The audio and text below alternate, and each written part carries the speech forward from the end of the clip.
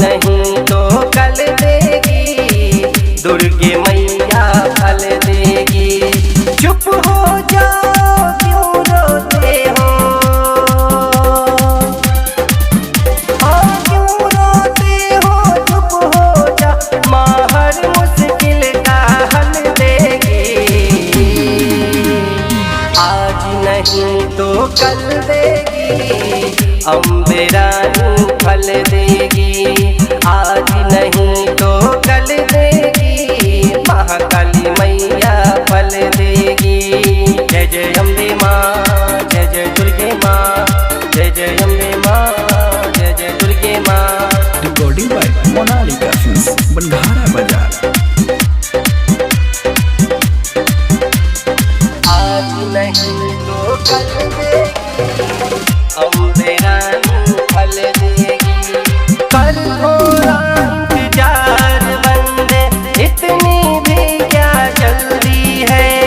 एक नहीं तू आया सवाली, लाखों से यहाँ कर दी है, लाखों से यहाँ कर दी है।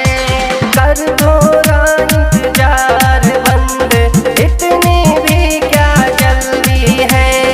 एक नहीं तू आया सवाली, लाखों से यहाँ कर दी है।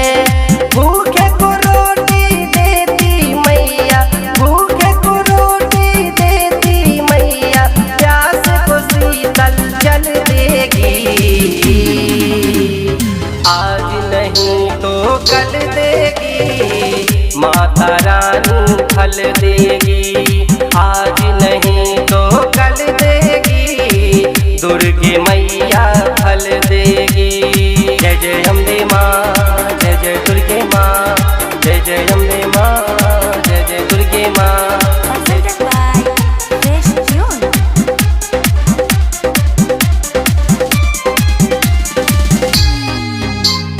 शेखर मन सुन ले रंजित, सच है माँ का बात रे। माता के चरणों में आजा, सर पे रख देगी हाथ रे, सर पे रख देगी हाथ रे। शेखर सुमन सुन ले रंजित, सच है माँ का बात रे। मैया के चरणों में आजा, सर पे रख देगी हाथ रे। अंधे को ज्योति देती मैया, अंधे को ज्योति देती है, निर्बल को बुद्धि बल देगी।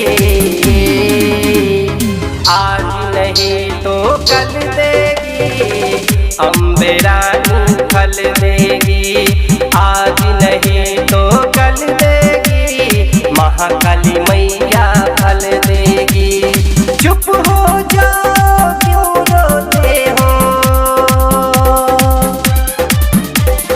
क्यों रोते हो, चुप हो जा, माँ हर मुश्किल का हल देगी।